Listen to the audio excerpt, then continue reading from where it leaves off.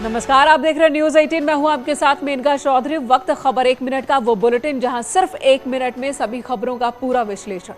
14 अगस्त यानी कि आज बीजेपी ने विभाजन विभाजिका दिवस मनाया और मौन पैदल मार्च निकाला।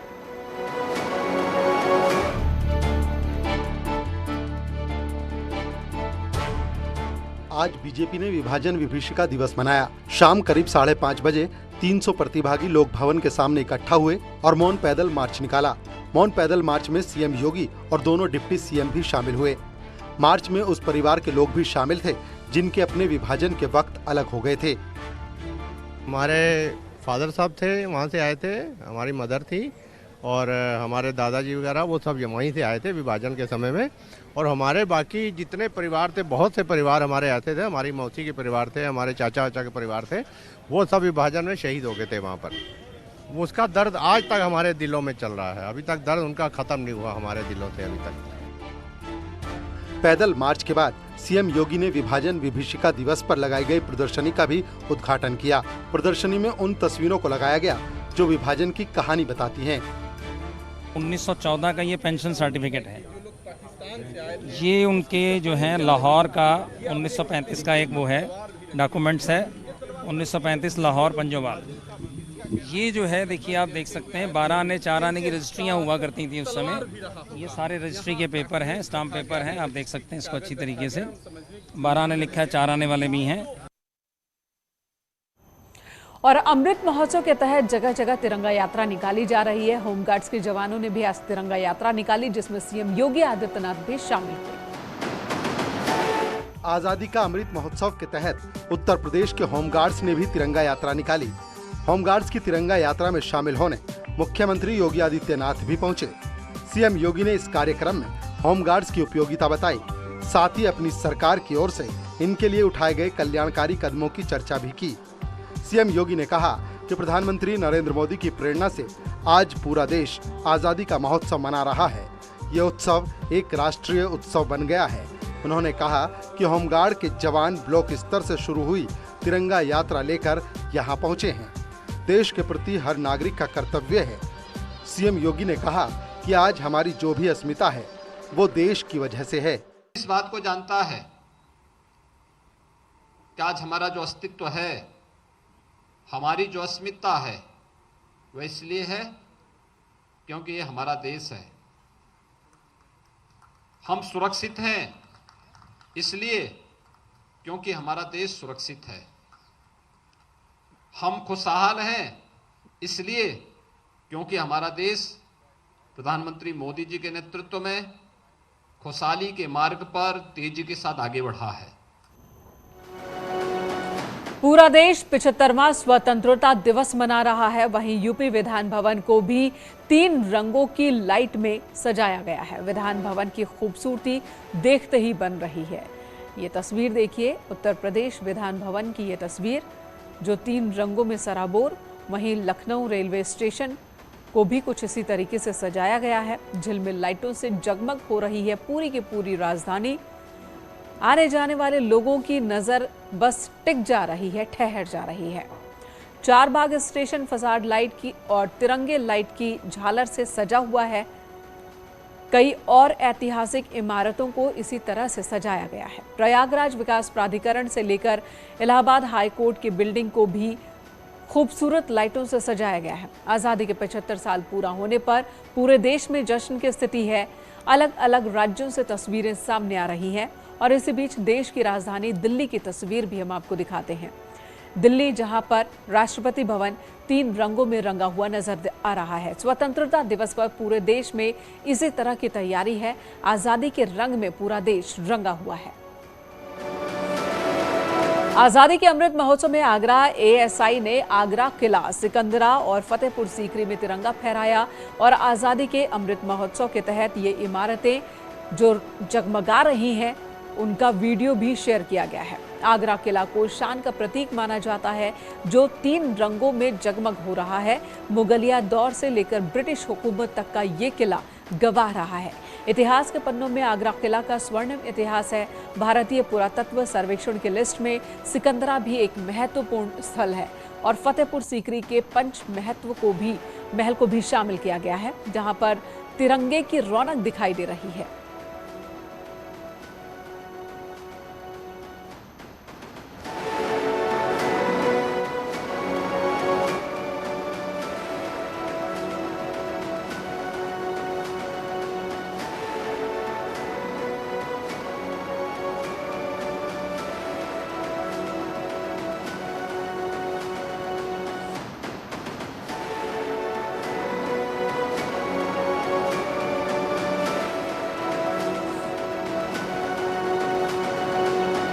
इधर संघ प्रमुख मोहन भागवत महाराष्ट्र के नागपुर में उत्कृष्ट भारत कार्यक्रम में शामिल हुए।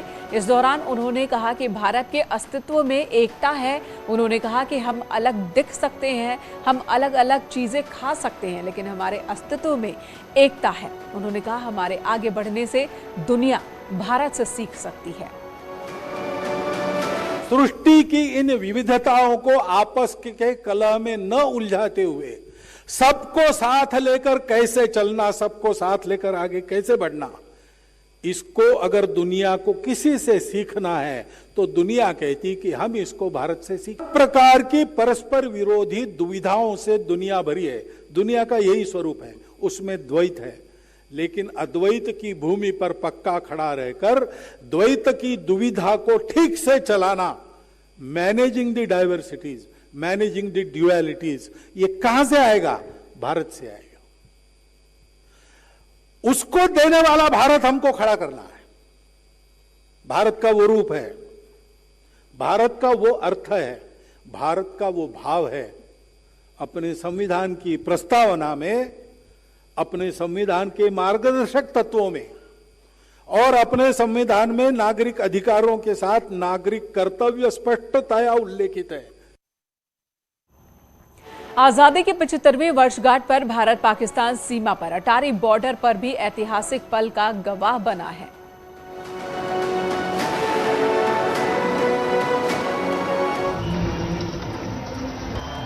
स्वतंत्रता दिवस के मौके पर अटारी बाघा बॉर्डर पर बीएसएफ के जवानों ने भारत का शौर्य प्रदर्शन किया। भारत पाकिस्तान सीमा पर होने वाली बीटिंग रिट्रीट सेरेमनी में जवानों ने बखूबी भारत के जोश और जज्बे का नमूना पेश किया। जवानों ने अपने शौर्य भरी कदम ताल से पाकिस्तानी रेंजरों को ललकारा। वीर जाबाजों का प्रदर्शन देख सभी का सीना गर्व से चौड़ा हो गया। देशभक्ति और जोश से भरे इस प्रदर्शन को देखकर हर कोई हिंदुस्तान जिंदाबाद और भारत माता की जयकारे लगाने लगा। रिट्रीट सेरेमनी पर माहौल पूरी तरह से जोशीला नजर आया।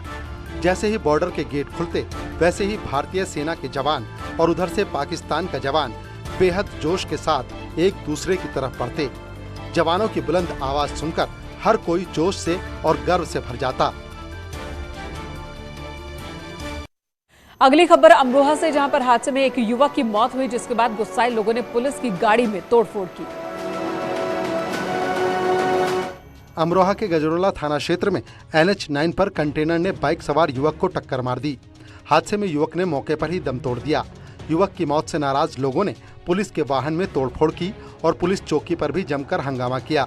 परिजनों के साथ लोगों ने शव को सड़क पर रखकर जाम लगाया। मौके पर पहुंचे पुलिस के अधिकारियों ने परिजनों को समझा बुझाकर जाम खुलवाया और शव को पोस्टमार्टम के लिए भेजा। तहरीर मिलने के बाद पुलिस ने कंटेनर चालक को गिरफ्तार कर लिया है और आगे की कार्रवाई कर रही है।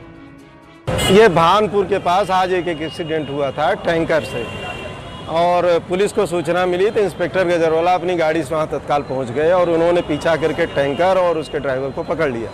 पकड़ने के बाद उसको थाने भिजवा दिया और जो उसमें मजरूब था सड़क पे उसको गाड़ी में बैठाकर ले जाने लगे। तो जो उनके परिजन थे बगल के गांव के, उन लोगों ने थोड़ा उसका विरोध किया और उसको पुलिस की गाड़ी को घूसे से मार दिया। एक शीशा टूट गया। इधर हापुड़ में कलेक्शन एजेंट से हुई लाखों की लूट का पुलिस ने खुलासा किया है। हापुड़ में 4 दिन पहले हाईवे पर कलेक्शन एजेंट से 42 लाख रुपए की लूट हो गई। मामले में पुलिस ने खुलासा करते हुए 5 बदमाशों को अरेस्ट कर लिया। 5 में से एक बदमाश बाल अपराधी है। बदमाशों के कब्जे से पुलिस ने 41 लाख रुपए समेत घटना में इस्तेमाल किए गए 2 वाहन, 1 कैंटर को भी बरामद किया है। इतना ही नहीं, बदमाशों से तमंचा, पिस्टल, कारतूस भी जब्त कर लिया गया। पिलखवा के NH-9 पर दिनदहाड़े एजेंट से हुई लूट के मामले में पुलिस की टीमें खोजबीन कर रही थी। कलेक्शन एजेंट ने भी पुलिस को धन्यवाद किया है और डीजीपी ने पुलिस टीम को 1-1 लाख रुपए इनाम देने की घोषणा की है।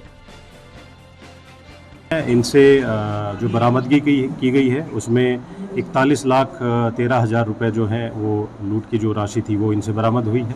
उसके साथ साथ जो घटना में यूज बाइक थी, एक अपाचे वाइट कलर की, वो इनसे बरामद हुई है। एक छोटा हाथी जो इनको गाड़ी को ब्लॉक करने के लिए इन्होंने यूज़ किया था वो बरामद हुआ है और एक गाड़ी अशोक लीलैंड की छोटी गाड़ी भी इनसे बरामद हुई है जिसको इन्होंने भागने में। इधर कानपुर से यूपी एटीएस ने जैश-ए-मोहम्मद के एक आतंकी को गिरफ्तार किया है। यूपी को दहलाने की एक बड़ी साजिश को सुरक्षा एजेंसियों ने नाकाम कर दिया। कानपुर में बड़ी कार्रवाई करते हुए यूपी एटीएस ने जैश-ए-मोहम्मद के एक और आतंकी हबीबुल इस्लाम उर्फ सैफुल्लाह को गिरफ्तार किया है। ये गिरफ्तारी 3 दिन पहले सहारनपुर से गिरफ्तार किए गए आतंकी नदीम की निशानदेही पर हुई। हबीबुल को वर्चुअल आईडी तैयार करने का एक्सपर्ट माना जाता है। वो अभी तक नदीम समेत करीब 50 पाकिस्तानी और अफगानिस्तानी आतंकियों की वर्चुअल आईडी तैयार कर चुका है। ये कई मोबाइल एप्लीकेशन के जरिए पाकिस्तान में बैठे अपने हैंडलर्स के संपर्क में था। मूल रूप से सैफुल्लाह उर्फ हबीबुल्लाह बिहार के मोतिहारी का रहने वाला बताया जा रहा है। दिनांक 12/8/22 को गिरफ्तार नदीम से की गई प्रारंभिक पूछताछ से प्रकाश में आए अभियुक्त हबीबुल इस्लाम उर्फ सैफुल्लाह को विवेचक के निर्देश पे फतेहपुर से कानपुर लाकर फील्ड यूनिट कानपुर द्वारा पूछताछ की गई तथा साक्ष्यों के आधार पर इसकी गिरफ्तारी की गई।